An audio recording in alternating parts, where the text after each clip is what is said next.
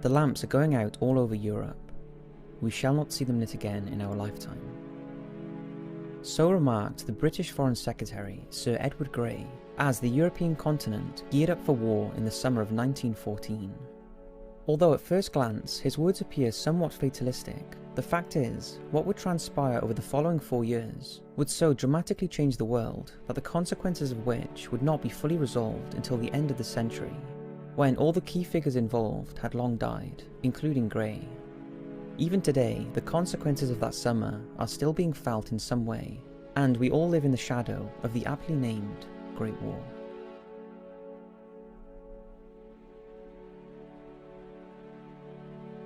So, just what did spark this great calamity of history? The widely accepted answer is the assassination of Austro-Hungarian Archduke Franz Ferdinand and his wife Sarajevo on the 28th of June 1914 by Bosnian Serb Gavrilo Princip. At the time, the Austro-Hungarian Empire controlled Princip's country in Bosnia in the Balkan region, but Princip was part of the Serbian minority living there, and as such, the blame went on neighbouring Serbia. It is for the reason of Princip's heritage more than any other that the Archduke's assassination escalated from an act of terrorism to a global conflict. Serbia were allied with Imperial Russia, who were in turn allied with France. Russia viewed the Serbian people as their following Slavs and vowed to defend them against the Austro-Hungarians, which would also see France drawn into the fighting. But Austro-Hungary had her own ally in the form of neighbouring Germany. Germany was a prosperous country in 1914 that was quickly overtaking its European neighbours economically and technologically. But it was ruled by the egotistical Kaiser William II, a grandson of England's Queen Victoria, who clung on to the increasingly obsolete ideas such as militarism and imperialism. He and his close government viewed the 20th century as the time of Germany's rise to true superpower level. But to do this, he needed to challenge the powers of old, namely Britain, France and Russia.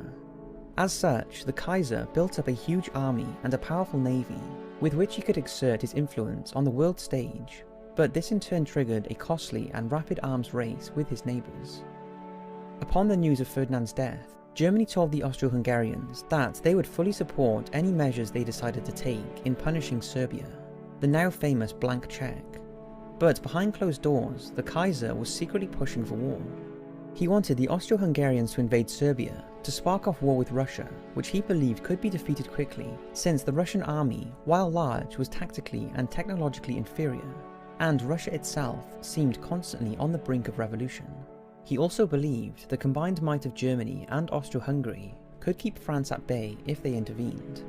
This would finally allow him to achieve military dominance over Europe and establish Germany as a true superpower military and not just economically. The question nobody in the Kaiser's government could seem to answer, however, is what would Britain do if war erupted on the continent? Britain was still the most powerful empire on earth in 1914, possessing an immense naval fleet, and while its army was relatively small, it could call upon men and equipment from nearly every continent where its empire reached to join in fighting, such as Australia, Canada, India and New Zealand. Even the Kaiser had to accept that fighting Russia, France and the British Empire was too much. But while Britain had showed its support for France in the face of German aggression, it was wary of France's Russian allies. While London and Moscow had similar aims in Europe, they were staunch rivals in the Far East. As such, Britain remained out of any formal treaties that would drag her into a war that was primarily a Russian concern, such as an invasion of Serbia, but also couldn't ignore the situation in Europe. Therefore, Britain agreed to an entente with France, saying that it would support her if attacked, but an entente was no way binding. On July 23, 1914, a month after Ferdinand's assassination, the Austro-Hungarians delivered an outrageous ultimatum to Serbia that every country observing the situation was convinced was designed to be rejected. The Serbians appealed to Russia for help, but realising time was not on their side, they agreed to all parts of the ultimatum bar one, namely the Austro-Hungarians being involved in internal investigations of the assassination and other groups opposed to Austro-Hungary in Bosnia. This seemed reasonable to the world, but not having all of its demands met, and at the insistence of Germany, Austro-Hungary used this one rejection as an excuse and invaded on July 28, 1914. Over the coming days, events would dramatically spiral out of control. Russia had begun to mobilise in the wake of the ultimatum, and Germany responded in kind before the Kaiser declared war on Russia on August the 1st. The next day, a skirmish broke out between French and German troops at the French town of Genocides, in what was the first battle of the Western Front, and the next day the Kaiser declared war on France. France turned to Britain for support, but Britain, although alarmed at the situation, was more preoccupied with an impending uprising in Ireland than events in Europe. Kaiser Wilhelm wanted a shift victory against France and attacked the so-called Iron Gates of Paris at Longwy, knowing that if the French were defeated, then their country could be flooded with German troops and defeated. However, he made the mistake of sending his troops through Belgium, which had declared itself neutral when the fighting broke out. Britain had a treaty with Belgium safeguarding their neutrality, which the Kaiser dismissed as little more than a piece of paper. This blatant disregard for Britain's word forced London to finally declare war on Germany and Austro-Hungary on August the 4th. However, while this was happening, the Kaiser had secretly entered into an agreement with the Ottoman Empire, led by now modern-day Turkey, bringing them in on his side, and thus every major power in Europe was now thrown together into a war. Together, the Kaiser's Germany and his allies became known as the Central Powers. With many of those countries having empires, the fighting inevitably spilled out over into other parts of the world, eventually encompassing parts of Africa as well as the Middle and Far East. Proof of this was provided barely a week after the start of hostilities, when the German ship FS Pfalz was fired on and captured by Australian forces south of Melbourne, 8,500 miles away from Serbia. Just a few days after that, British Empire and French forces invaded and captured German Togoland in West Africa. On August 7, 1914, the first troops of the British Expeditionary Force landed in France and marched towards the advancing Germans in Belgium and northeastern France. Unlike the brutal trench warfare that would come later, the early days of the war were quite fluid in nature, making reconnaissance a top priority for both sides, and new technologies would provide the answer. The great powers of Europe had not engaged in a full-scale war for over 60 years, during which time the Industrial Revolution had flourished. As such, the technology of war had dramatically changed the dimensions of battle, but sadly, military tactics often failed to keep pace. Perhaps the most significant development in weaponry was the machine gun. While there are variations of machine guns, they all work in a similar manner, whereby the energy created in one bullet being fired helps reload the next bullet almost instantaneously. The result is a weapon that allows one man to fire 400 to 500 rounds a minute, whereas before, using traditional bolt-action rifles, he could only discharge at best 10 to 20. This had a major impact on traditional tactics that still prioritised the importance of the massed cavalry charge with soldiers on horseback over open plains. When the war was barely a month old, nearly 750,000 casualties had already been suffered by the major combatants on the western and eastern fronts, and it was thanks largely to the perfect storm of obsolete tactics in the face of this dreaded new weapon. Never before had such death been inflicted on such a large scale, and the war was barely 30 days old. Another tool that would come to the fore very quickly during the war was the aeroplane. Despite it having been invented by the Wright brothers just 11 years previously, early skepticism of the aeroplane in a military role quickly gave way to enthusiasm, as military leaders realised it was a useful tool for locating the enemy and coordinating artillery attacks. On September 2, 1914, with the Allies on the Western Front in full retreat and Paris seemingly on the verge of falling, a French aircraft spotted a weakness in the German lines, and this allowed the Allies to successfully counterattack. In doing so, they saved Paris and possibly France itself from falling, dramatically changing the course of the war. It was the first time in history an aircraft had overwhelmingly affected the course of a war. In fact, aeroplanes on both sides became so good at reconnaissance and artillery spotting that both sides realised they were going to have to come up with ways to stop them. Pilots therefore began experimenting with ways to destroy any enemy aircraft they encountered, and this led to some bizarre experiments, such as using an anchor to snag enemy planes. The obvious answer was to fit guns on the aircraft, but many of the early machines were too underpowered to carry machine guns. Instead, their crew tried firing pistols and rifles at the enemy pilots, which was sometimes enough to only warn an enemy off, since actually hitting the plane was all but impossible. The outbreak of the Great War saw a dramatic increase in the pace of aircraft and weapon development, leading to the first true fighter aircraft, known then as Fighting Scouts. and these would turn the skies into a brutal killing field. The problem, however, was that machine guns couldn't fire through the propellers, and was instead mounted around it, which made it difficult to aim. Some aircraft even put the propeller at the rear of the plane, so it would not be an issue, but it was the Germans who later introduced the idea of synchronizing the gun to the turning of the propeller.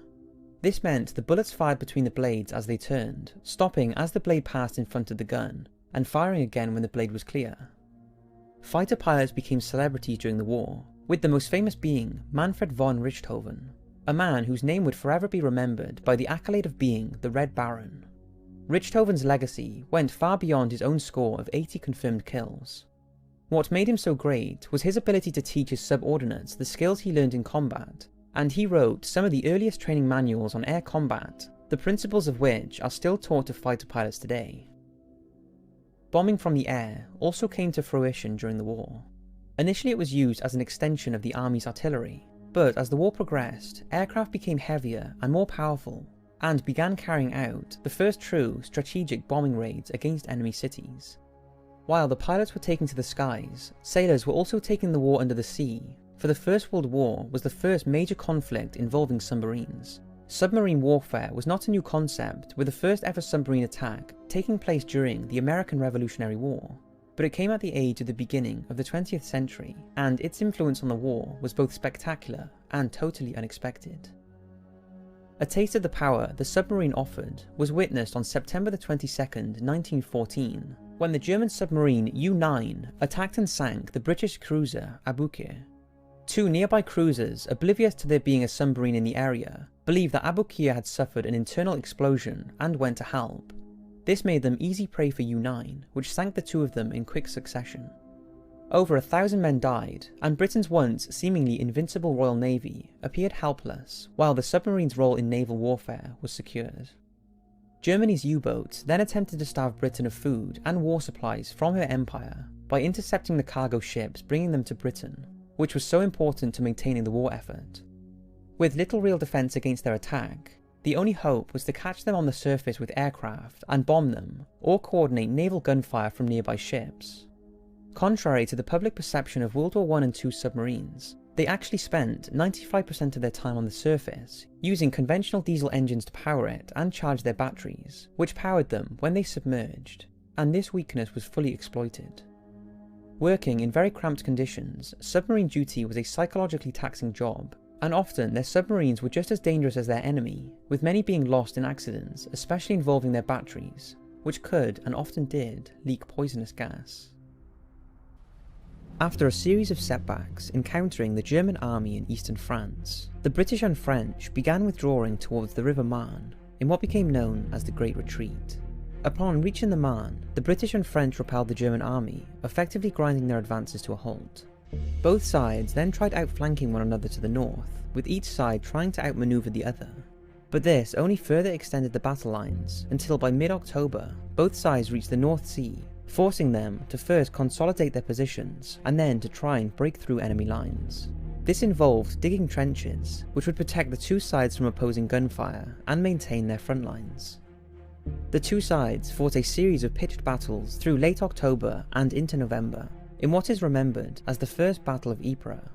The British, French and Belgians fought the German army between Arras in France to Nieuport on the Belgian coast. Although successful in once more repelling the Germans, the Allies paid a heavy toll. Nearly 130,000 were killed or wounded. The Germans themselves sustained 134,000 casualties, and while they could still match the Allied armies in the west, the casualty rate, coupled with the demands of fighting a war in the east as well, meant that the planned big offence to win the war had to be pushed back until 1915. This delay meant both sides had time to build bigger, longer and more intricate trenches that would only make the job of breaking the stalemate all the more difficult. Meanwhile, the Austro-Hungarian army, who entered Serbia to take its revenge for Franz Ferdinand's killing, were beaten back by Serbian troops, but not before they committed a series of well-publicised atrocities on the Serbian people. The Serbians garnered a lot of sympathy following their victory, and received aid and even troops from other countries. But ultimately, the country would be defeated in the coming months by a combined Austro-Hungarian, German and Bulgarian force, although the Serbian army continued fighting with the Allies for the duration of the war. Among its ranks was Marcelo Gavric, a 7-year-old boy whose family was massacred by the Austro-Hungarians and was adopted by a Serbian army unit. At 8 years old, he was given the rank of corporal and ended the war as a 10-year-old lance sergeant, having impressed one of the army's most senior figures by tales of his exploits, including getting wounded in a trench. Elsewhere, Japan joined the war on the side of the British, and a joint British-Japanese force captured German-controlled territory in China. The German Navy shelled Madras in British India and Papeete in French Polynesia, but were defeated in engagements with the Royal Navy off Tanzania, and then again in the Falklands later in the year. Australian troops captured German New Guinea, while New Zealand troops also captured German Samoa in the Western Pacific. While the Germans had been halted in the west, the Austro-Hungarian and German armies enjoyed more success in the east against the Russians. The Russians suffered a string of defeats in 1914, which only fueled growing resentment to the Tsar in his own country. However, the Austro-Hungarians and Germans failed to capitalize on their successes. Just like in the West and the Balkans, the two sides grounded to a halt. Not even a surprise attack by the Ottoman army against Russian forces in the Black Sea could break the Eastern stalemate. For Britain, the year ended with the nature of the war changing forever, when German warships shelled Scarborough and Hartlepool on December the 16th. Convinced of their naval superiority, the attack proved that Britain's fleet couldn't guarantee her protection, and the civilians killed became almost martyrs for the recruitment of new soldiers to replenish losses. This was further exacerbated by the first air attacks on Britain the following year by German Zeppelins. Amidst the growing tragedy, a story of human compassion unfolded, when on Christmas Day 1914, troops from both sides got out of their trenches and greeted each other in no man's land, declaring an unofficial truce. They talked, sang songs, shared rations, and even played football. The generals were furious, however, believing that this was fraternizing with the enemy and would foster hesitation before an attack. The truce ended, and the following day, the shooting continued. Life in the frontline trenches was extremely taxing on the troops, both physically and mentally. It would take around 450 men 6 hours to dig just 275 yards, and this often occurred at night, so as not to alarm the enemy that a trench was being extended. Although the size and design of the trenches varied, depending on what could be dug by hand, a typical British trench was 7 foot deep and 6 foot wide, which was deemed sufficient to offer a degree of protection from enemy shells and machine gun fire. Mud and flooding during rainy periods was forever a problem, because not only did it cause injuries such as trench foot, where the skin has rubbed away against the side of the soldier's boot, but it also proved to be a breeding ground for disease. The damp also weakened the trench walls, meaning there was a constant fear of them collapsing. Destroying a narrow trench with an artillery shell was an extremely difficult thing to do, with the only effective method being to saturate the area with heavy shells. Thus the men often found themselves standing around in mud and water in cramped and claustrophobic conditions, while shells exploded all around them, all while wondering if the next one would score a direct hit. When a shell did land inside a trench, it was carnage, with the trench no longer offering any protection, and instead directing a blast towards the men. Later trenches would be dug in zigzag patterns to limit this problem, as well as prevent enemy soldiers who invaded the trench from firing straight down the line. An often overlooked part of trench life were the prolonged periods of boredom, which was a real fear for the military leadership, because they were worried that this would encourage pacifists or even revolutionary ideas. A typical day in the trench would see the soldiers awaken before sunrise and stand to, meaning they would ready their weapons for an attack. This would usually last around 2 hours, before standing down and having breakfast.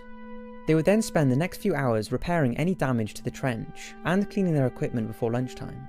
In the afternoon, they would get a few hours downtime, where they could read and write letters, or get some rest before returning to stand to again around dusk and then sleeping. While being in the trench provided protection, the moment the troops began leaving it to conduct an attack was when a huge percentage of them would be killed. Firstly, the men would have to climb out of the trench using ladders, which left them exposed to enemy fire as they went over the top and unable to retaliate. The men then had to walk across no man's land between the trenches, because the generals believed that if the men ran, then discipline would break down, and the attack would fail. But all this did was leave them exposed to machine gun fire, needlessly wasting lives until the enemy was simply overwhelmed by the number of men walking towards them. As you can imagine, the scene was hell on earth. Between December 1914 and March 1915, the Allies attacked German positions in the Champagne region in an effort to break through the German lines. The operation was a success, but the gains were extremely minute on the grand scheme of things, and cost 93,000 Allied soldiers who were killed or wounded, and 46,000 Germans. As the campaign came to a close, the British began the Battle of Neuve-Chapelle, which was aimed at relieving the German-occupied city of Lille. A German counterattack halted the British advance before they could achieve their goal, and both sides dug in once more. A few weeks later, the British achieved a breakthrough by digging a tunnel under the German lines on Hill 60 and planting explosives. The resulting explosion caught the Germans off guard and allowed the British to capture the hill, only to have it recaptured by the Germans a few days later. This tactic of digging under the enemy trench and placing explosives there would be repeated time and time again as the war went on. In an effort to break the stalemate, the Germans unleashed a new and deadly weapon in the form of chlorine gas.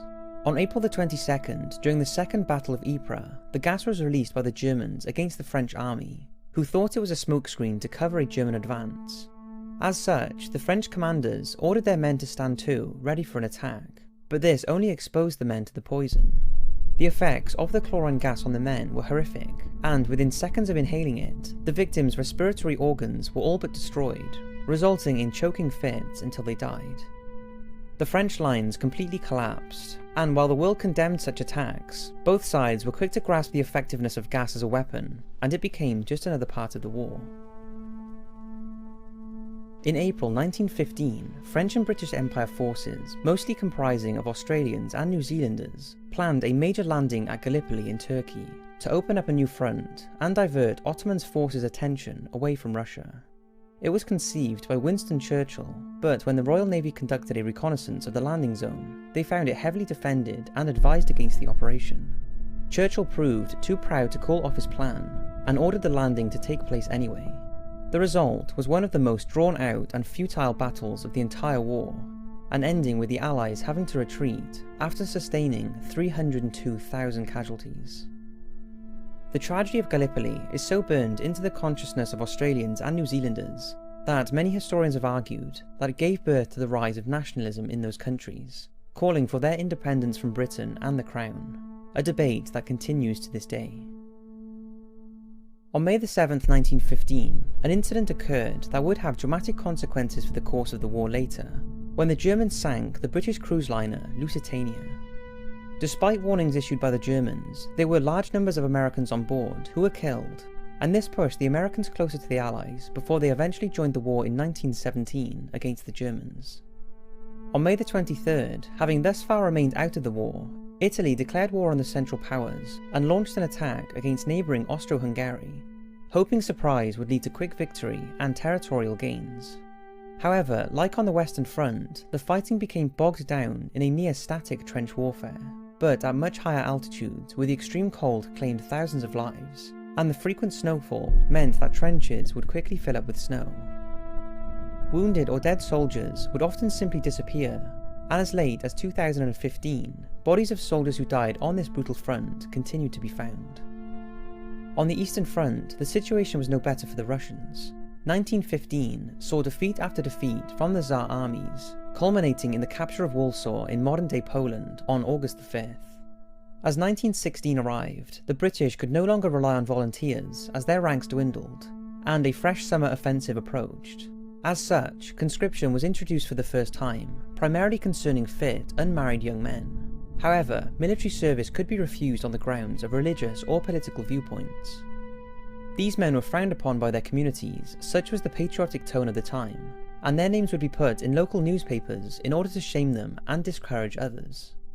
On May 31st, 1916, the most decisive naval battle of the war took place when the British and German fleets met in the Battle of Jutland. The aim on both sides was to annihilate the opposition and achieve dominance over the North Sea, to maintain trade routes and keep their respective economies alive to fund the war and feed the people. The British were ultimately victorious, but only on the grounds of having more ships than the Germans. The Germans had better ships and better weapons, and inflicted painless losses on the British, but ultimately were overwhelmed, and never again did the German fleet attempt to break the Royal Navy in a pitched battle. Instead, the war at sea became primarily fought by Germany's U-boats that continued to inflict heavy losses on British shipping. As summer came, so too did the Great Offence. On July 1st, 1916, British forces went into action against the Germans over the Somme River. The battle was preceded by an intense artillery barrage, and several underground mines detonated from tunnels dug under the German trenches that left craters 93 feet wide. On the first day alone, the British Army lost over 19,000 troops, with another 14,000 wounded. The worst day for the British Army in its entire history. The fighting of the Somme continued into November, resulting in a strategically important victory for the Allies, but the battle cost both sides over 1.2 million men. The continued need to break through the trenches saw the introduction of another new weapon, the tank. Based on an agricultural tractor, and actually developed by a Royal Navy engineer, the first tanks were thus known as land ships, but they were so secret that the men building them were told they were making water carriers. The tank saw its debut on September 15, 1916, during the Somme offensive, and immediately made its presence known, knocking over barbed wire and ploughing through enemy positions with near impunity. Their impact was so great that they became a vital part of any future battle plan. The Germans attempted to build their own, but when these proved unwieldy, they began using captured British and French tanks. As the bloodiest year of the fighting so far drew to a close, 1917 would see the start of the beginning of the end, for not just the war, but of the empires that began it. Wars of empire in Europe were nothing new, but never before had it been on such a scale, with so much death and suffering at homes as well as on the battlefield. Coupled with new ideas of socialism and nationalism, the great powers found themselves facing the prospect of revolution at home, as the war dragged on and losses mounted. Britain would see the first open rebellion when, over Easter of 1916, Irish Republicans rose up in Dublin in an effort to overthrow British rule.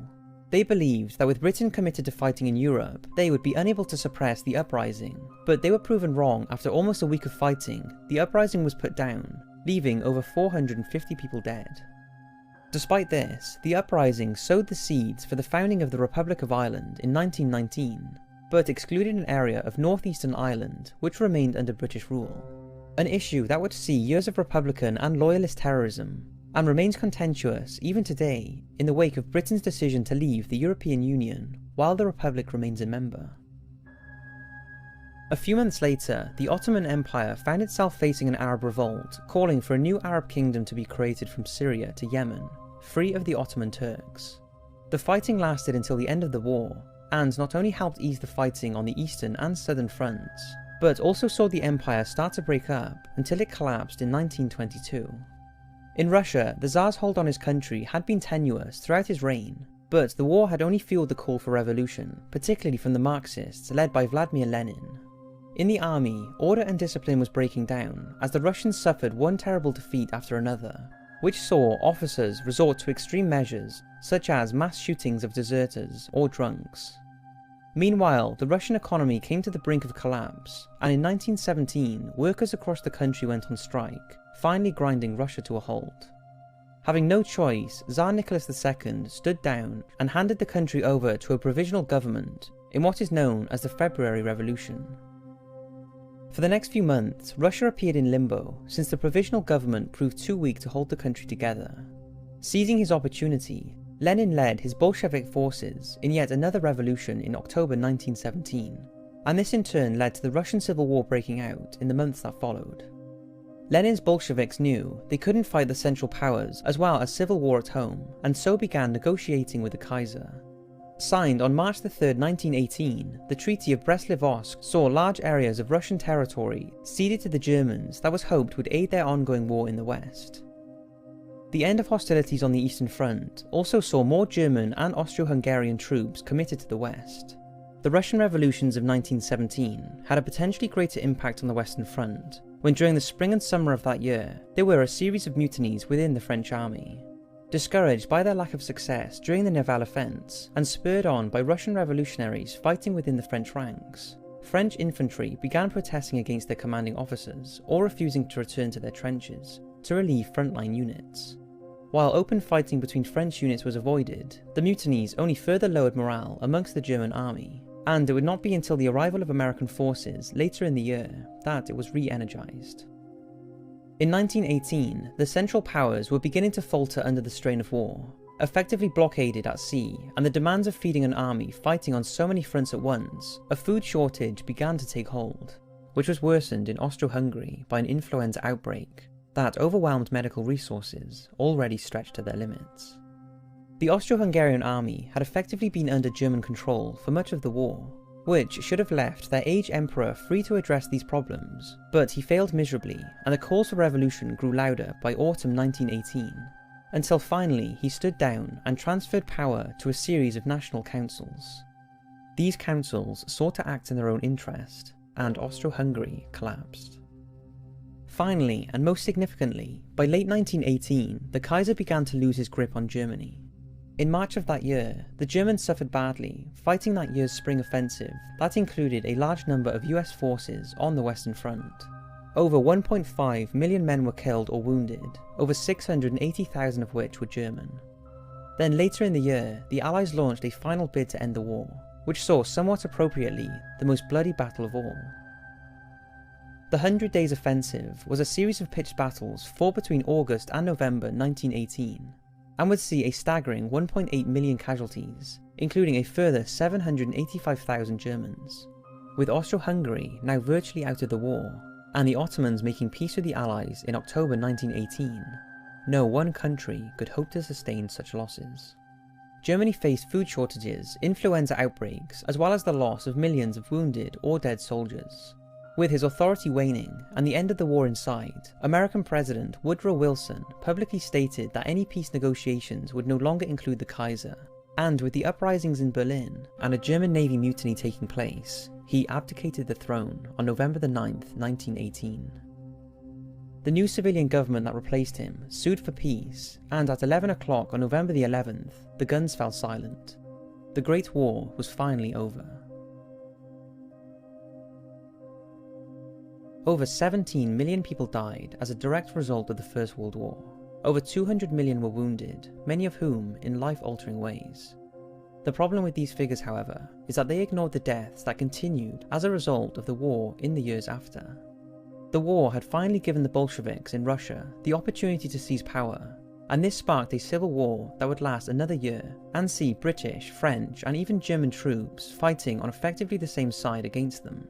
Ultimately they would fail, and Lenin would create the USSR out of what was left of Imperial Russia. The Russian Civil War would see an estimated 3 million people die through fighting or starvation.